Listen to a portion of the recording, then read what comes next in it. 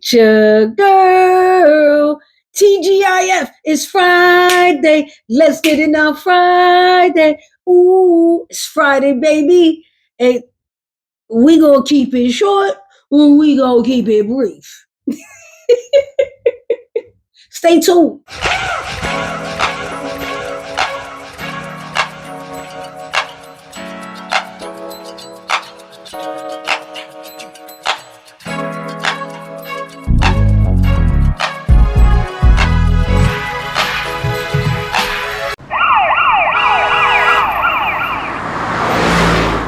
The streets is talking, the streets are talking. Man, we got to go all the way up top to New York. Do you guys remember the prosecutor that indicted Trump on those 34 counts? Yeah, Letitia James. Well, anyway, he returned the favor. So just yesterday, she got indicted on fraudulent bank statements. Really? This is how petty this man is. So now he's got her going to court for this. But she's an attorney. She's dope. So we already know she's probably going to get out of this thing. You know what I mean? On top.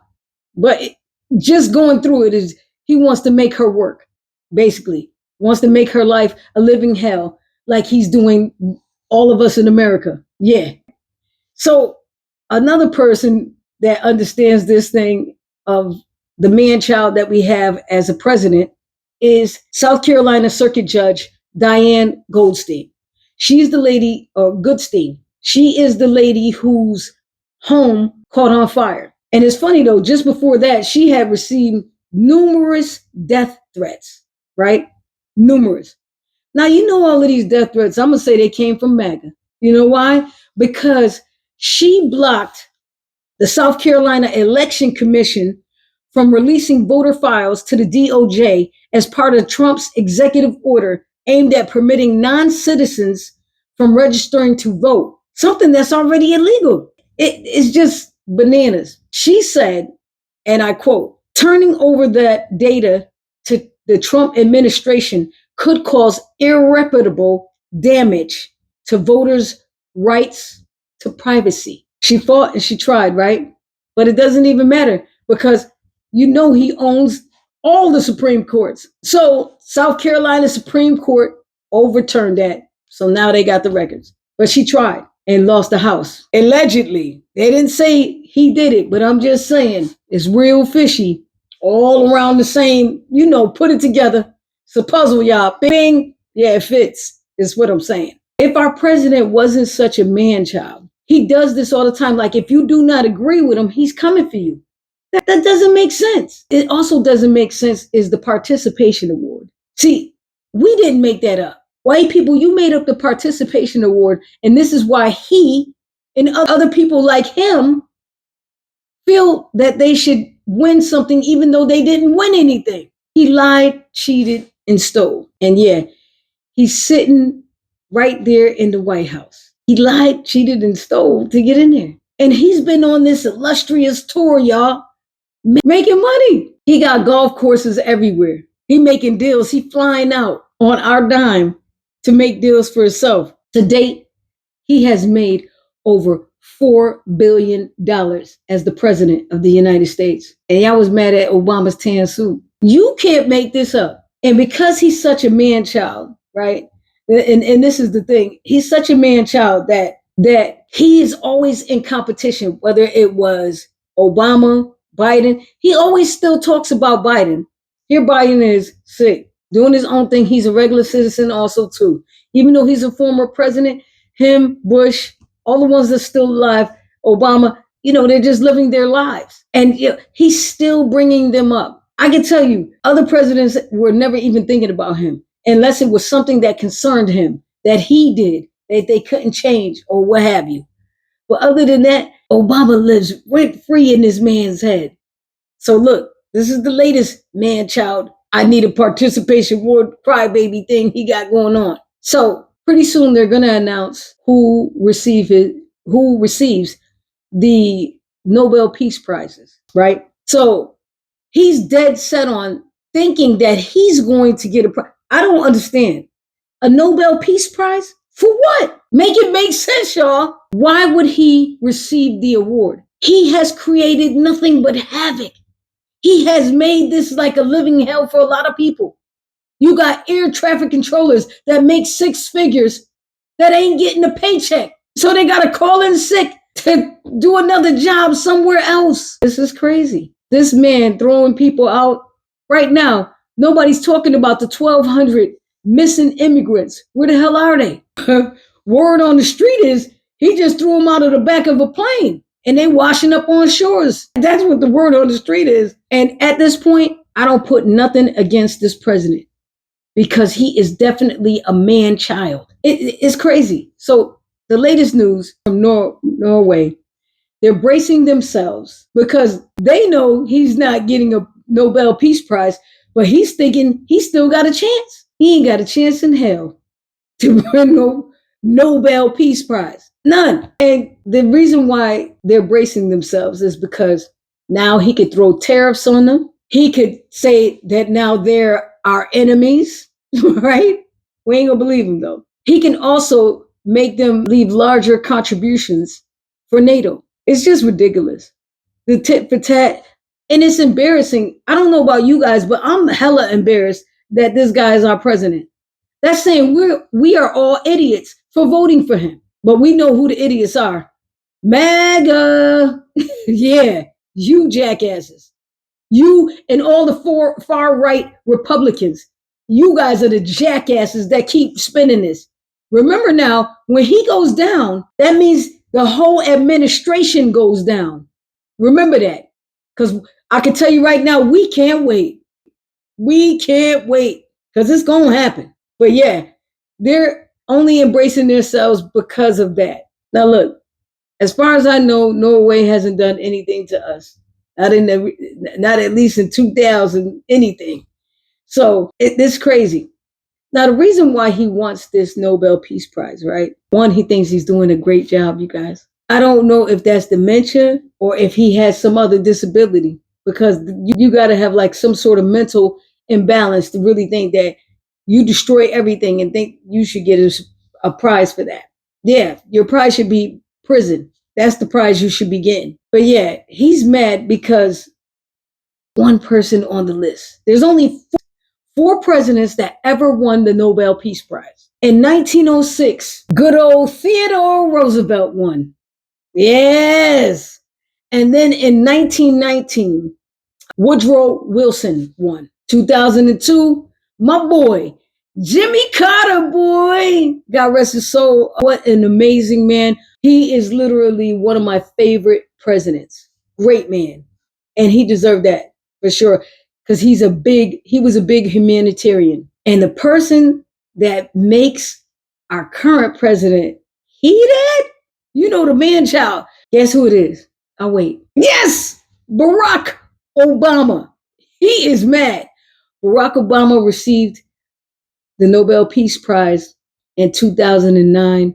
Well deserved, because the energy that he gave our country, it's almost like a vacation.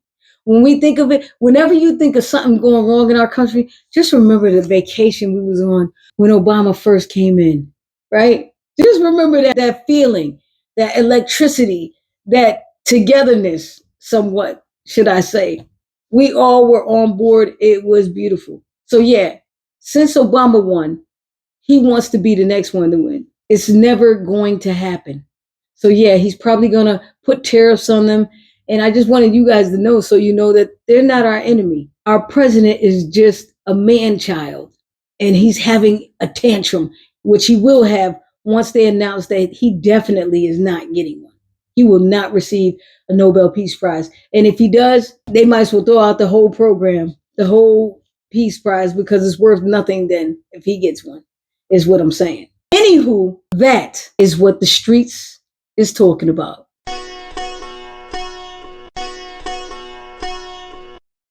Say what? Yeah, we got another episode of Say What. So hear me out. Now we know all of the things that have gone down with Shedeur Sanders, or maybe you haven't. If you haven't, listen up. I got the goods for you. So Shedeur was supposed to go in the first round, no later than the second.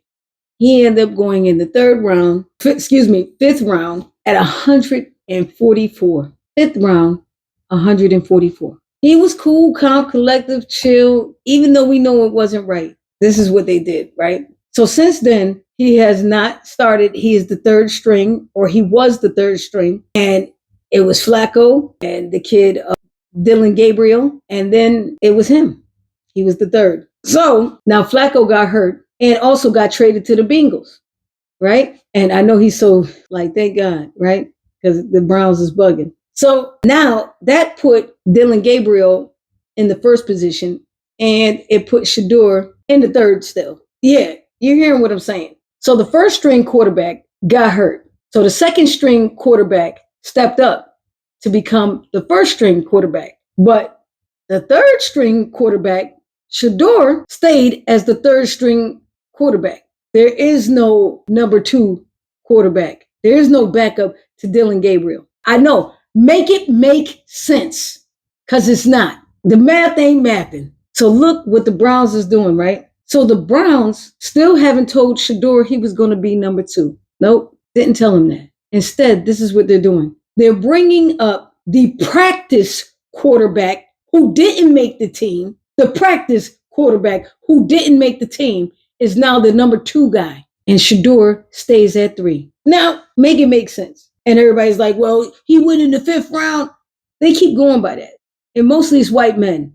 Get over yourselves. They did all of this to hurt his father. Not because he's not a good player. He is. And he could learn a lot if they wasn't benching him and treating him like a bald-headed stepchild, basically. Now, the thing is this. They're getting someone who didn't make the team over someone that did make the team. It doesn't make any kind of sense. And first thing I'm thinking, that's just racist. The coach is a racist. But then I started to watch the coach, and I was like, wait a minute. The coach always looks like he wants to say something, but he can't, right? He also is saying, man, I look stupid doing this, right? So it's something there.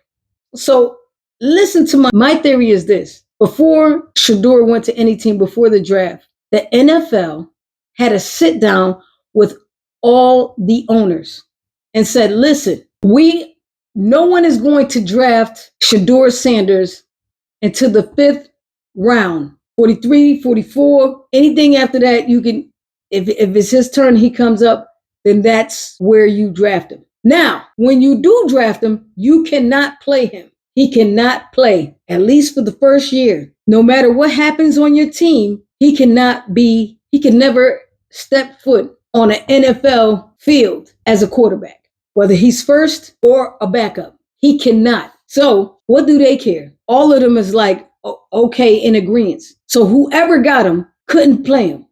And that's how it seems the Zelensky is, that's how he seems. Like, what the hell is going on? He seems as though he wants to play him. But because of the people above him saying no, then he can't do it. No matter what he wants to do, he cannot do it. Me? Shit. I'm going to do it. Because I'm like, you know what? I'm 0-5. We ain't going to have no 0-5. Somebody going to win something. We can't have a thing where we only won 1 or 2 games for the whole year, the whole season. But that's what I believe happened. I believe, of course, it's somewhat racism, but more so, I think it was a call from the NFL. I think the NFL feels like this. They can't stand Deion Sanders because he went to be above and beyond most NFL players. All the retirees, you see some of them doing a little this, doing a little that. He's doing like some real dope shit. Like he went to a HBCU, Southern, and changed their program and had them winning, looking good. Then he took his talents to Colorado, had them looking good, winning, right? Not only that, the stands is filled. It's hard to get tickets to go to that, to any of their football games. That's how crazy it is. That's how he made it. All that. And then, this is probably the kicker. Here this black man is, an amazing father, not only to his kids, but to the young men he's coaching. That's huge. They can't stand it because there's no other coaches like that. They use you for what they can use you. He actually cares about the player as a person. And if you're not doing well, he tells you. They all sit in the front. The disrespect is crazy. So in order to like gut punch him, there's nothing they could do but humiliate his child. And he can't do anything about it. So he has to take that gut punch. And thank God he has his kids strong. Shador is very strong. He laugh off a lot of stuff. And that's beautiful. See, because money doesn't rule his kids. For other people, money rules it because they came from nothing. When Shador was born, him and his siblings, they were millionaires, is what I'm saying. So money doesn't rule them. He really loves the game. And hopefully he'll find an amazing team, or they'll put him on an amazing team where we can actually see what the kid really has. I just wanted to see what he had. Nobody said he was a superstar. However, the more he plays, the better he's going to get. That's just a fact. Again, say what? All right, you guys, it is time for me to leave. It's been a brief but informative day. All right. So look, I want to make sure your weekend is good. So I want you to remember, in life, you have a choice to do two things every day. You can focus on everything that's going wrong, or focus on everything that's going right. I say focus on everything that's going right because everything that's going wrong is not benefiting you. When you focus on the things that are going right, it builds your spirit, your energy, and it helps you get through the rest of the day.